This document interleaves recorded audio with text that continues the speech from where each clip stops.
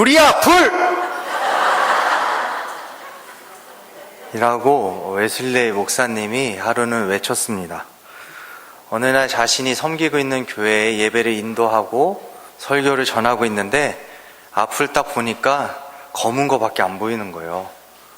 사람들이 대부분 졸고 있었고 잠을 청하면서 실제로 자는 사람들도 있었고 딴짓을 하는 사람들이 굉장히 많이 있어서 웨슬리 목사님이 앞에서 예배 인도하는데 정수리밖에 보지 못했던 것입니다.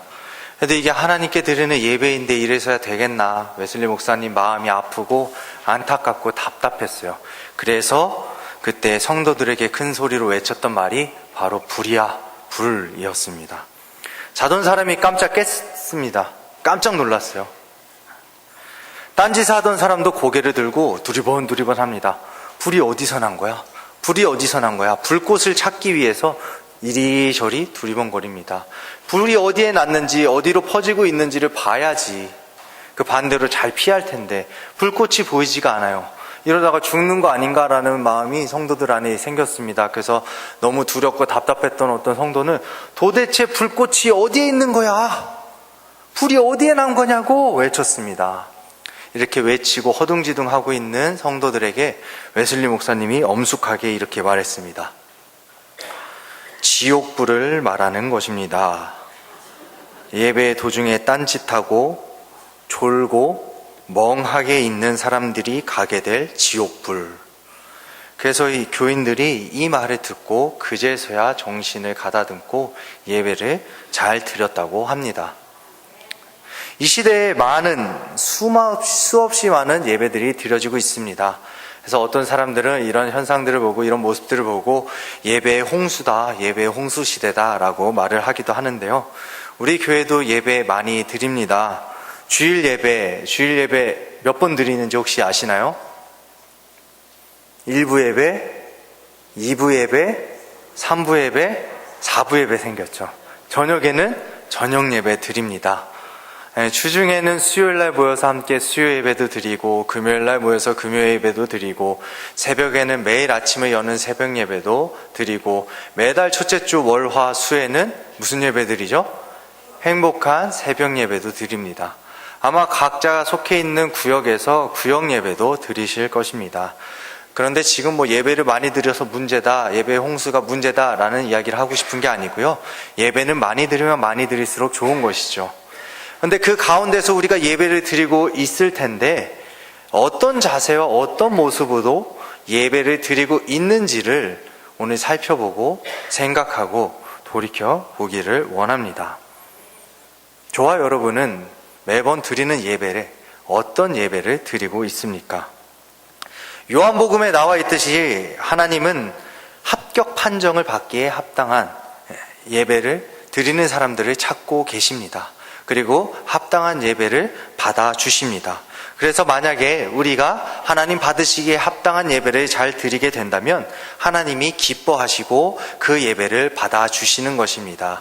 예배를 통해서 우리가 하나님을 만나게 되기 때문에 우리는 하나님으로 인하여서 영혼 육의 강건함을 누리게 됩니다. 그런데 반대로 하나님께서는 모든 예배를 받는다 하지 않으시고 합당한 예배를 받는다 말씀하셨어요. 잘못된 예배는 받지 않겠다라고 말씀하십니다. 이사야서를 비롯한 예언서를 보면 하나님께서는 잘못된 예배를 드리는 백성들에게 너희들이 드리는 제사가 역겹다, 악취가 난다, 그런 예배는 더 이상 드리지 말아라 라고 이야기하는 것을 보게 됩니다. 이게 무슨 의미죠? 하나님께서 다시는 너희들 예배 드리지 마라, 이것을 말씀하고 싶은 겁니까? 아니죠. 마음 없이 형식과 가식만 남은 거짓 예배 더 이상 드리지 말아라 라고 경고하시는 것입니다. 그런 예배는 받지도 않을 것이다 라고 무섭게 경고하시는 것이죠. 그래서 우리가 예배를 잘 드리지 못하면, 예배에 불합격을 받게 되면, 하나님이 받지 않으시는 예배를 드리게 되면 아무리 많이 드려도 우리의 인생에 아무런 의미와 영향력을 주지 못하게 되는 겁니다. 예배를 아무리 많이 드려도 소용이 없어요. 하나님이 받지 않으시니까요. 하나님을 만날 수 없으니까요. 그 예배는 우리의 인생에 있어서 아무 의미 없는 그냥 흘러 지나가는 시간이 되어버린다는 말입니다. 요즘 오디션 프로그램이 굉장히 유행인데요. 만약에 우리가 예배를 드리고 있는데 하나님께서 심사위원으로 앉아 계신다면 저와 여러분이 드리는 예배 합격 판정을 받을 수 있을까요? 인류 최초의 형제가 있었습니다. 이름은 가인과 아벨이었습니다. 형 가인은 농부로서 열심히 농사를 지었고 동생 아벨은 양치는 자로서 각자 직업을 가지고 살아가고 있었습니다. 세월이 흘러서 그들이 장성하고 철이 들었습니다. 그래서 이제는 어머니 아버지를 쫓아서 그분들이 드렸던 제사를 뒤에서 같이 드리는 게 아니고 본인들이 직접 하나님께 제사를 드리는 시기가 되었습니다. 그런데 형은 자신이 기르던 곡식을 가지고 그 수확물을 가지고 하나님께 드렸고 동생은 자신이 기르던 양을 가지고 양과 그 기름으로 하나님께 드렸는데 하나님께서는 동생의 제사와 제물만 받으셨습니다.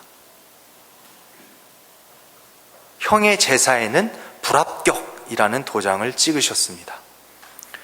왜 이런 안타까운 일이 발생했을까요? 어떤 사람들은 이야기합니다. 하나님은 곡식보다 양을 더 좋아하셔. 아마 하나님은 육식을 더 좋아하시나 봐. 이런 식으로 실제 얘기하는 사람들이 있어요. 또 어떤 사람들은 그냥 별 이유 없어. 하나님이 아벨 거 받고 싶으셔서 그냥 하나님 마음대로 그거 받으신 거야. 그냥 가인만 불쌍한 거지. 라고 이야기하는 경우도 있습니다. 하지만 본문을 비롯해서 가인과 아벨과 관련된 성경 구절들을 살펴보면 우리는 둘 사이에 큰 차이가 있었다. 그 차이로 인해서 그 둘이 드린 제사에도 큰 차이가 있었고 그 결과 이런 안타까운 차이 있는 결과가 나타나게 됐다는 사실을 발견하게 되는 것입니다. 그렇다면 이 둘 사이에는 어떤 차이가 있었을까요? 이 둘이 드린 제사 사이에는 어떤 차이가 있었던 걸까요?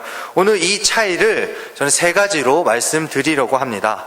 그래서 이 세 가지를 말씀드릴 텐데 한 가지 한 가지 차이를 이렇게 말씀드릴 때마다 나는 가인의 모습인가 아벨의 모습인가 계속해서 부딪혀 보시면서 우리의 예배에 잘못된 모습들이 있었다면 회복이 일어나고 잘된 모습들이 있었다면 더욱더 감사함으로 하나님께 잘 예배 드릴 수 있는 참된 예배를 드리는 저와 여러분이 되시기를 소원합니다. 첫 번째로 이 둘 사이에는 어떤 차이가 있었는가? 믿음의 차이가 있었다는 것이죠. 히브리서 11장 4절을 보니 이런 말씀이 있습니다. 믿음으로 아벨은 가인보다 더 나은 제사를 하나님께 드림으로 의로운 자라 하시는 증거를 얻었다. 예배는 우리가 하나님께 나아가서 하나님과 교제하고 하나님과 대화하는 것입니다. 그런데 우리 인간이 하나님께 나아가기 위해서 꼭 필요한 것이 있습니다. 꼭 가지고 가야 하는 것이 있습니다. 집에 들어가려면 집 키를 가지고 있어야 하는 것처럼 하나님께 나아가는 사람은 분명히 이것을 가지고 가야 합니다. 이것이 무엇입니까? 성경은 믿음이라고 이야기합니다. 믿음. 특별히 어떤 믿음이냐? 히브리서 11장 6절을 보면 구체적으로 그 믿음의 내용에 대해서 설명을 하고 있는데요. 한 목소리로 읽어보겠습니다. 시작.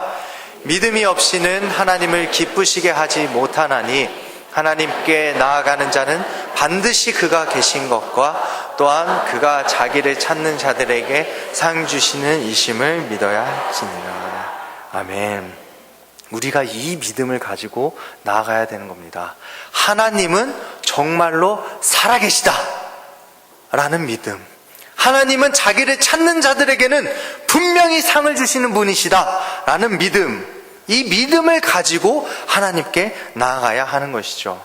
여러분, 하나님이 살아계시다는 사실을 믿고 계십니까? 하나님이 반드시 자기를 찾는 자들에게 상을 주신다 라는 분명한 믿음을 갖고 계십니까? 그 믿음을 가지고 지금 이 자리에 나아오셨습니까? 이 믿음을 가지고 나아가야 되는 거예요. 우리가 살다 보면 또는 신앙생활을 하다 보면 가끔 착각하고 혼동하는 경우가 있습니다. 무엇을 착각하냐면 아는 것과 믿는 것에 대해서 혼동하는 경우가 있는 것이죠. 그래서 어떤 일들이 발생하냐면 하나님에 대해서 여기저기에서 들은 것을 가지고 내가 하나님을 믿는다. 여기저기 들어서 하나님에 대해 알고 있는 지식을 가지고 나는 하나님을 잘 믿고 있다 라고 착각하고 이야기할 때가 있는 것입니다. 그런데 아는 것과 믿는 것은 분명히 다른 것이죠. 내가 이 사람을 알아 라는 말과 내가 이 사람을 믿어, 이게 똑같은 말입니까? 나는 이 사람을 정말로 잘 알고 있어 라는 말과 나는 이 사람을 정말로 믿어, 같은 의미인가요? 분명히 그 안에는 다른 의미가 담겨져 있습니다. 안다는 것은 정보로서 정확하게 안다는 것입니다. 즉, 보이는 것을 그대로 본다는 것을 의미하는 것이죠. 반면에 믿는다는 것은 그것이 반드시 그렇게 될 것이라고 확신하는 것입니다. 때로는 보이지 않지만 그럼에도 불구하고 그것은 이루어질 것이다, 그것은 성취될 것이다 라는 것을 믿고 확신하는 겁니다. 거기에 인생을 거는 겁니다. 그게 바로 믿는 것이죠.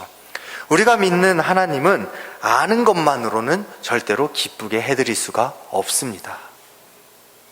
하나님을 단순히 지식적으로 많이 안다고 하나님은 기뻐하지 않으십니다. 하나님을 알고 벌벌 떠는 것은 귀신들도 하는 일이라고 성경에 나와 있습니다. 오직 우리가 진실로 하나님을 믿을 때, 하나님께 우리의 인생 전체를 내어 던질 때 하나님은 기뻐하시는 것입니다. 그래서 오늘 진지하게 우리가 나 자신에게 물어봤으면 좋겠어요. 나는 하나님을 알고 있니? 아니면 하나님을 믿고 있니? 여러분, 하나님께 인생을 거셨습니까? 하나님을 확신하십니까? 아벨은 그런 확신이 있었어요. 하나님에 대한 굳은 믿음이 있었습니다. 하나님은 살아계시다. 하나님은 지금도 역사하신다. 그분은 사랑이시다. 그분은 자비가 많으시고 변치 않으시는 영원하신 분이시다. 그분은 이 세상을 만드시고 다스리시는 전능하신 하나님, 만물의 주관자이시다라는 믿음, 확신이 분명히 있었던 것입니다. 이 믿음을 가지고 아벨은 하나님께 나아가서 제사를 드렸던 것이죠. 반면에 가인은 이런 믿음이 전혀 없었던 것입니다. 하나님에 대한 신뢰가 없었어요. 우리 담임 목사님의 표현을 빌리자면 하나님에 대해서 알기는 대빵 잘 알았어요. 대빵 잘 알았어요. 뭘 보면 알 수 있냐면, 오늘도 가인이 잘못된 예배를 드리고 또 동생을 죽이고 그런 잘못된 행동을 했을 때 하나님이 찾아오시잖아요. 그래서 가인과 대화를 하는데 가인이 깜짝 놀라서, 누구세요? 누구신데 저한테 말 거시는 거예요? 그럼 나는 하나님이라고. 하나님이 뭔데요? 누군데요? 이런 대화의 내용이 없어요. 하나님이 오셔서 말 걸고 하니까 그냥 자연스럽게 네, 그러셨군요. 아마도 엄마 아빠한테서 하나님에 대해서 끊임없이 들어왔고 알고 있었기 때문에 자연스럽게 하나님과 대화를 하지 않았나 생각해 볼 수 있습니다. 하지만 하나님에 대해서 알기는 대빵 잘 알았지만 그는 하나님에 대한 믿음과 신뢰는 전혀 없었던 거예요. 만약에 그에게 하나님은 자신을 찾는 자들에게 분명히 상을 주시는 분이시다 라는 확고한 믿음과 확신이 있었다면 그는 하나님이 예배를 받지 않으셨을 때 실망하지 않았을 거예요. 분노하지 않았을 거예요. 하나님 탓하고 동생 탓하지 않았을 거예요. 하나님은 상을 주시는 분이신데 왜 내 예배를 안 받으셨을까? 하나님의 마음을 헤아려 보려고 했을 거예요. 나에게 뭔가 문제가 있진 않았나? 자기 자신을 돌아보고 반성했을 겁니다. 그런데 그는 하나님에 대한 확신이 없었어요. 그러다 보니까 반성하지 않았고 점점 더 악한 일을 해나가는 것을 보게 되는 것이죠. 가인과 아벨 사이에는 이렇게 큰 믿음의 차이가 있었습니다. 두 번째로 가인과 아벨 사이에는 어떤 차이가 있었는가? 일상의 차이가 있었습니다.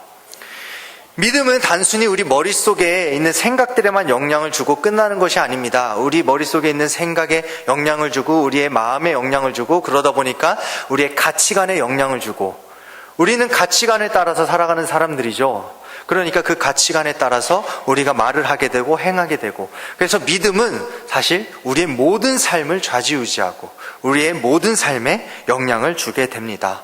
그래서 우리 인간은 사실 믿는 대로 사는 존재다라고 정의를 내려도 틀리지 않을 것입니다. 때로는 아무 생각 없이 사는 것 같고 막 이렇게 저렇게 사는 것 같지만, 어디에 끌려서 사는 것 같지만 사실은 내가 믿는 대로, 내가 확신하는 대로 살게끔 되어 있습니다. 그래서 돈을 믿는 사람들은 돈을 따라가는 거고, 직장을 믿는 사람들은 직장 따라가는 거고, 사람을 믿는 사람은 사람을 따라 사는 거고, 하나님을 믿는 사람들은 하나님을 따라서 살아가게 되는 것입니다. 하나님과 같은 마음을 가지고, 하나님과 같은 생각을 가지고, 하나님과 같은 렌즈를 끼고 사는 거예요. 그래서 하나님이 보는 관점 그대로 우리도 하나님 보는 그대로 보면서 살아가게 되는 것이죠. 그래서 우리는 믿지 않는 사람들과 분명히 일상의 차이가 있습니다. 간단하게 일상에서 어떤 경험할 수 있는 생각의 차이를 한번 살펴보기 위해서 사진을 준비했는데요. 여러분, 이 꽃 예쁘다고 생각하시고요. 보시면 어떤 생각들 드십니까? 그냥 꽃이네 하는 분들도 계신 것 같고, 아무 생각이 없어 하는 분도 계신 것 같고, 그냥 아름답다, 예쁘다, 야, 꽃이 피었네. 어떤 사람들은 이 꽃이 피는 걸 보면서 봄이 왔네? 어떤 사람은 이 꽃이 피는 걸 보면서 가을이 왔네, 계절을 추측하기도 하고요. 그런데 여기까지는 하나님을 믿지 않는, 믿음 없는 사람들이 일상 속에서 생각하는 것들이죠. 우리들은 이것을 보면서 어떤 생각들을 더 합니까? 하나님의 가치관을 가지고 보다 보니까, 이 꽃, 이것도 하나님이 만드셨네. 야, 이 보잘것없는 꽃 같은데 이것도 하나님께서 책임져 주시니 이렇게 오늘 살아가네. 내 인생도 하나님이 책임져 주시겠네. 야, 이 꽃, 나는 청직이잖아. 하나님께서 나에게 이것을 잘 지키라고, 잘 다스리라고 명령하셨네. 그러니까 나는 오늘도 이 자연을, 이 꽃을 잘 보호하고 아껴야겠네. 전혀 이런 생각을 안 하시는 것처럼 저를 이상한 사람 보듯이 보고 계시는데, 이런 생각들 하시죠? 믿음의 차이가 생기면 이렇게 일상의 차이가 생기게 되는 겁니다. 앞에서 살펴봤듯이 가인과 아벨 사이에는 믿음의 차이가 있었습니다. 그러다 보니까 그 두 형제의 사는 모양이 전혀 달랐습니다. 말하는 게 다르고, 행동이 다르고, 가는 데가 다르고, 이야기하는 것들이 달랐던 것이죠. 하나님의 살아계심, 상 주시는 이심을 믿었던 아벨은 당연히 하나님을 의지하는 인생을 살았습니다. 하나님 뜻대로 그 뜻을 따라서 살아가는 인생을 살아갔습니다. 기독교에서 믿음이라는 것은 나의 온 마음을, 온전한 마음을 대상에게 드리는 것, 하나님께 드리는 것을 이야기합니다. 그래서 사랑이라는 단어와 관련이 있죠. 그래서 아벨은 그 누구보다, 그 무엇보다 하나님을 사랑하는 인생을 살았습니다. 그냥 추측하는 게 아니고요, 성경이 아벨을 그렇게 표현하고 있습니다. 조금 전 우리가 살펴봤던 히브리서에서도 아벨은 믿음의 사람이었다라고 이야기하고 있죠. 복음서에서는 아벨의 흘린 피를 보고선 의로운 피다 라고 말하면서 아벨이 의로운 사람이었음을 나타내고 있습니다. 때로는 아벨을 죄 없이 죽으신 예수 그리스도의 빗대어 설명하기까지 합니다. 아벨이 단지 한 번 제사 잘 드리고 죽어가지고 이렇게 성경이 표현하는 걸까요? 아니죠. 그는 매일의 삶 속에서 하나님 보시기에 의로운 삶을 살아왔던 것입니다. 반면 하나님을 믿지도 않았고 사랑하지도 않았던 가인은 스스로 인생의 주인이 되었습니다. 그래서 제 마음대로, 제 멋대로 살았습니다. 성경에 가인에 대해 찾아보면은 온통 연관 검색어로 뜨는 게 뭐냐면 악인, 죄인이라는 단어입니다. 요한 1서를 보니까 아우의 행위는 의로웠는데 절대로 가인같이는 하지 말아라. 그는 악한 자에게 속하였다라고 표현합니다. 유다서에도 교회의 진리에 반항하는 사람들에게 뭐라고 이야기하냐면, 너희들은 가인의 길을 걷는 사람들이다. 너희들에게 화가 있을 것이다 라고 분명히 이야기하는 것을 우리가 볼 수 있습니다. 특별히 유대인들에게는 가인이 단순히 동생을 죽인 살인자로 사용되는 표현이 아니라, 그는 흥청망청 노는 일을 하는 사람, 도둑질을 일삼는 사람, 온갖 악행을 탐닉하는 자들을 상징하는 표현으로 사용되었다고 합니다. 그러니까 옆에서 맨날 도둑질하고 맨날 흥청망청 놀고 이런 사람들을 보면 유대인들은 에이 가인 같은 사람아, 에이 가인 같은 사람아, 이렇게 이야기를 했다는 것이죠. 이것을 보면 우리는 그의 삶이 어땠을지 충분히 추측해 볼 수 있는 것입니다. 예상해 볼 수가 있는 거예요. 그래서 본문 4절과 5절을 보면 이런 결과가 나타나게 된 것입니다. 함께 읽어볼까요? 시작. 여호와께서 아벨과 그의 제물은 받으셨으나 가인과 그의 제물은 받지 아니하셨느니라. 안타까운 결과가 생긴 거예요. 특별히 주의해서 봐야 할 표현은 색칠을 한 부분입니다. 하나님은 먼저 아벨이라는 인격을 받으셨고 가인이라는 인격을 거절하셨다라는 사실이죠. 그들이 드리는 제물을 받고 안 받고가 아니라 아벨이 드린 제물을 받기에 앞서 아벨의 삶을 받으셨고 그가 드린 제물을 받으신 것이고, 가인의 삶을 먼저 거절하셨고 그가 드린 제물도 거절하셨다라고 성경은 우리에게 말을 하고 있는 것입니다. 여러분, 우리는 기억해야 됩니다. 제물을 드리는 사람과 제물은 결코 분리될 수 없다. 이 사실을 기억해야 되는 겁니다. 제사는 곧 그것을 드리는 자의 삶이요 인격입니다. 예배로 치환해가지고 설명을 해보자면, 예배 드리는 사람과 그 사람이 드리는 예배는 결코 구분될 수 없다라고 볼 수 있을 것입니다. 그래서 이런 원리가 나오게 되는 것이죠. 참된 예배는 삶이 뒷받침될 때야 가능하다. 참된 예배는 우리의 일상 속에 하나님의 선한 것들을 열매 맺으며 살아갈 때 가능하다라는 원리가 나오게 되는 것입니다. 이것을 바울은 로마서 12장 1절에서 2절 말씀에 이렇게 표현했죠. 함께 읽어보겠습니다. 시작. 그러므로 형제들아, 내가 하나님의 모든 자비하심으로 너희를 권하노니 너희 몸을 하나님이 기뻐하시는 거룩한 산 제물로 드리라. 이는 너희가 드릴 영적 예배니라. 너희는 이 세대를 본받지 말고 오직 마음을 새롭게 함으로 변화를 받아 하나님의 선하시고 기뻐하시고 온전하신 뜻이 무엇인지 분별하도록 하라. 하나님께 합격 도장 받는 예배 드리기 위해서, 참된 예배, 하나님 받으시기에 합당한 예배를 드리기 위해서 바울이 예배 시간에 나와서 그 시간에만 집중해라, 예배 시간에 나와서 그 시간만 열심히 드려라 라고 이야기하지 않았어요. 너희들의 온 삶을 준비해서 그 삶을 하나님께 올려드려라. 그것이 너희가 드릴 합당한 예배와 참된 예배다. 그러니까 너희는 일상을 살아갈 때, 매일을 살아갈 때 너희는 하나님이 선하시고 기뻐하시고 온전하게 생각하시는 것이 무엇인지 분별하고 그렇게 살아가기 위해 노력해라. 그것을 드려야 된다라고 이야기했다는 것이죠. 18세기에 전설적인 설교가가 있습니다. 휘필드라는 사람인데요. 이 사람은 매일 밤 15가지의 항목을 가지고 자신의 삶을 점검했다고 합니다. 제가 그 중에 한 8, 9개 정도 정리를 해가지고 가지고 왔는데요. 한번 눈으로 좀 쭉 읽어보시겠습니다. 휘필드라는 사람은 매일 하루를 지내고 마감할 때 어떤 것들을 통해서 자신의 생활을 점검했는가, 기도를 했는가 이야기가 나오죠. 어떻게 하면 하나님께 영광을 돌릴 수 있는가 고민했는지를 또 점검하죠. 감사했는가, 심지어는 일과를 미리 계획해서 하나님 원하는 대로 사용하기 위해서 내가 사용했는가, 이런 것들 점검합니다. 다음 볼까요? 순수했었는가, 온유하고 명랑하고 부침성이 있었는가, 혹 교만하지는 않았는가.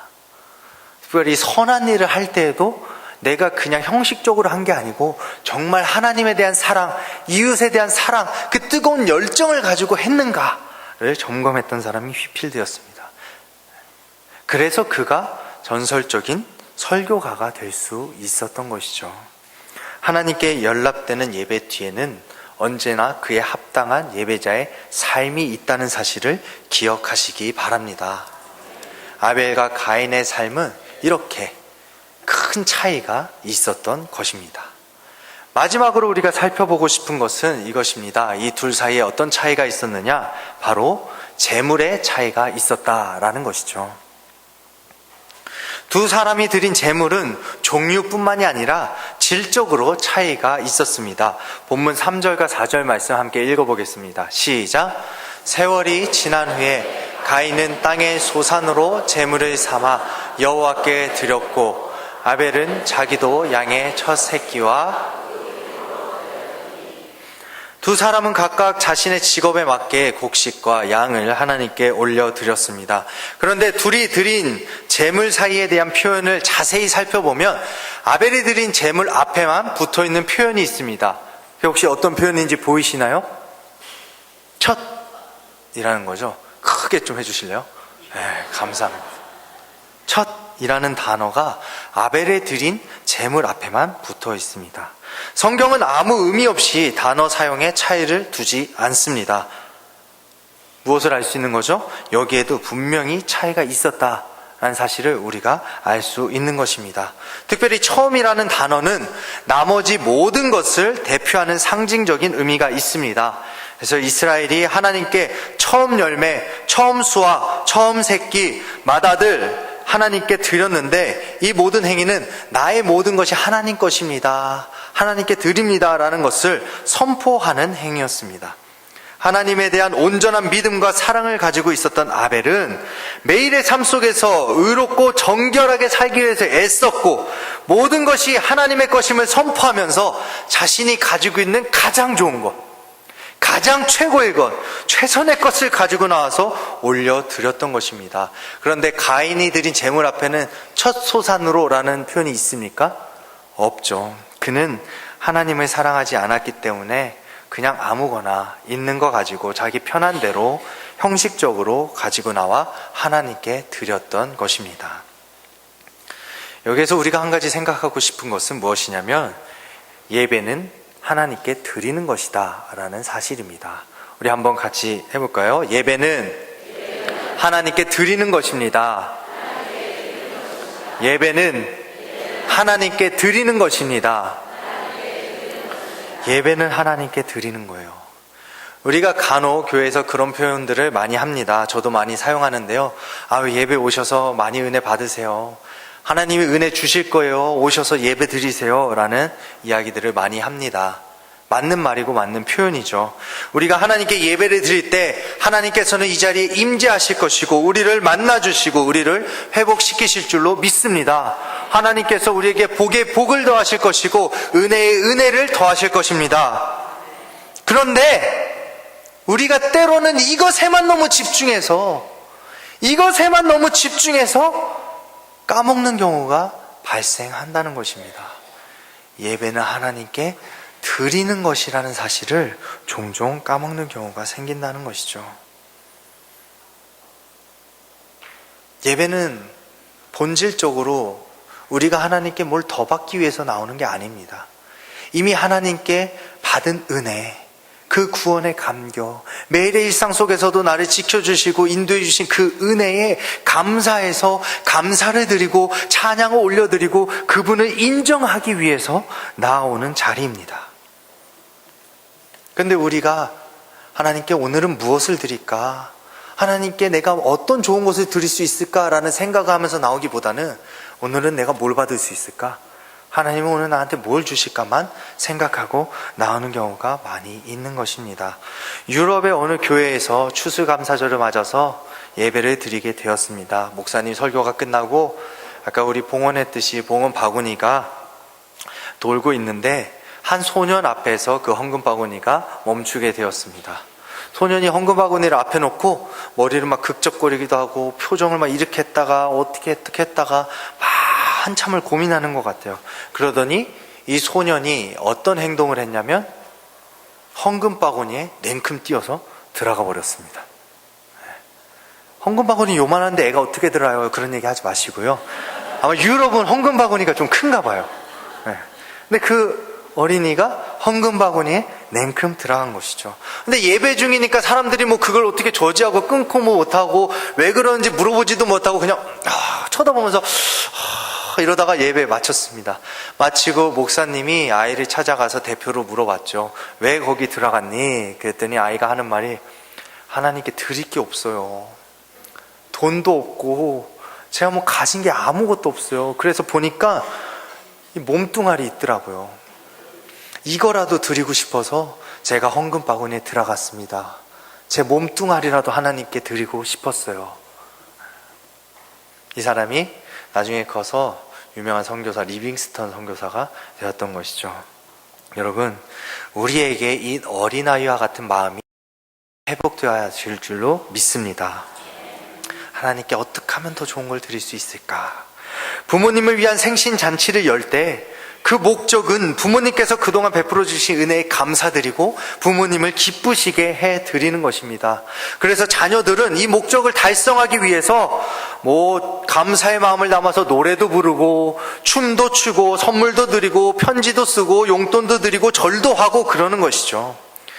거기에 뭐 받으러 가는 자녀 있나요? 있다면 회개하시기 바랍니다. 부모님 생신잔치에 뭐 드리기 위해서 가는 거예요.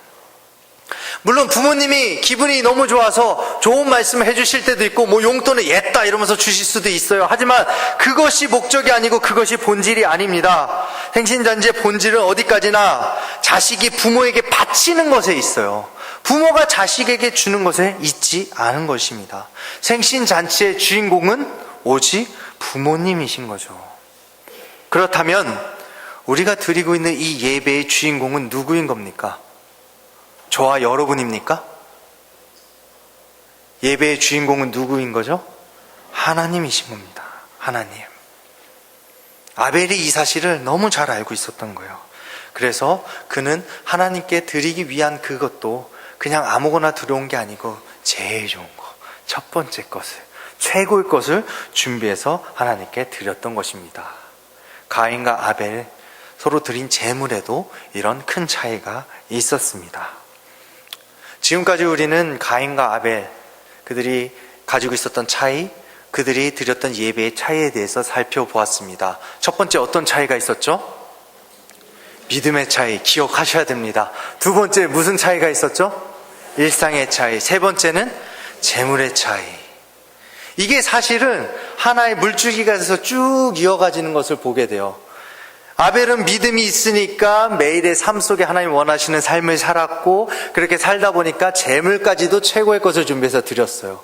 반대로 가인은 믿음이 없으니까 일상이 엉망진창이에요. 엉망진창으로 살다가 우리 표현을 하면 대충 갑자기 깨서 교회 가야지 하고 아무거나 들고 나와서 하나님께 드리는 예배를 드렸던 것이죠.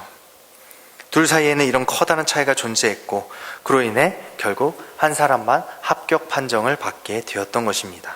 이제 우리의 예배로 돌아옵니다. 여러분, 오늘 저와 여러분이 드린 예배는 합격입니까? 어렵게 다른 거 생각할 필요 없이 오늘 이 차이들을 생각하며 합격 기준에 우리들의 예배를 맞춰보면 됩니다. 합격 기준은 여전히 변하지 않았거든요. 왜냐하면 오늘 우리가 예배드리는 하나님은 이전에 가인과 아벨의 예배를 받으셨던 하나님, 동일하신 하나님이시기 때문입니다. 그분이 살아서 지금까지도 변치 않고 계시며 우리의 예배를 받으시기 때문입니다. 여러분, 참된 예배를 드리는 저와 여러분 될 수 있기를 주님의 이름으로 축복합니다. 진심으로 하나님을 믿는 믿음을 가지고 나아갑시다. 오직 하나님만 사랑하는 그 온전한 마음을 가지고 나아갑시다.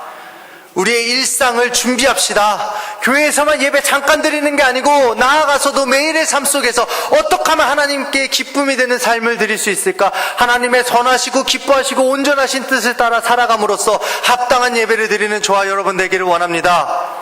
잘 준비해서 오시기 원합니다. 예배의 주인공은 하나님이십니다. 그분을 기쁘시게 해드리기 위해서 어떻게든 무엇이든 최고의 것을 준비해서 올려드릴 수 있기를 원합니다. 남은 인생 참된 살아가시기, 참된 예배 드리며 살아가시기를 축복합니다. 그래서 그렇게 되면 어떤 복을 누릴 수 있게 되는지 마지막으로 제이씨 라일 목사님이 했던 말이 있는데요. 기대하는 마음으로 함께 고백하고 설교를 마치겠습니다. 시작. 감사와 기쁨으로 하나님과 동행하게 합니다. 이 복을 누리시게 되기를 바랍니다. 시간에 이 말씀이 기억하면서 찬송가 50장 찬양했으면 합니다. 거기에 우리가 어떤 모습으로 하나님께 예배를 드려야 되는지 가사들이 잘 나와 있더라고요. 우리 가사를 묵상하면서 함께 찬양합시다.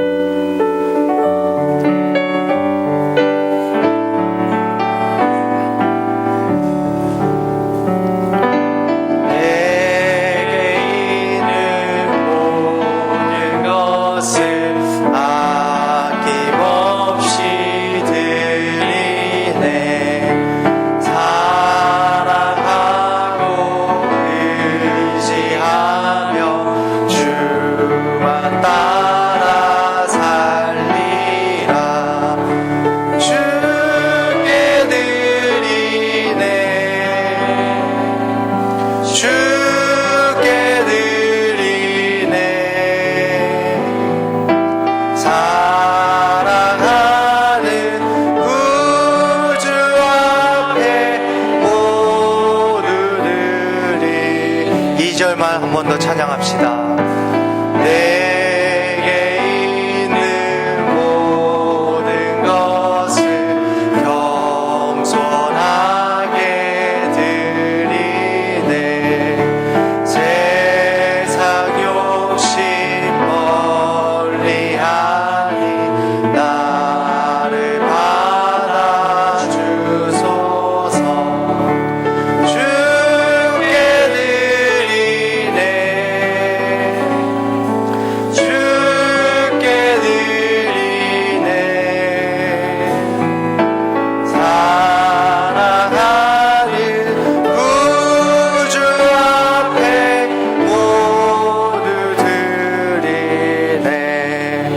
함께 기도하겠습니다.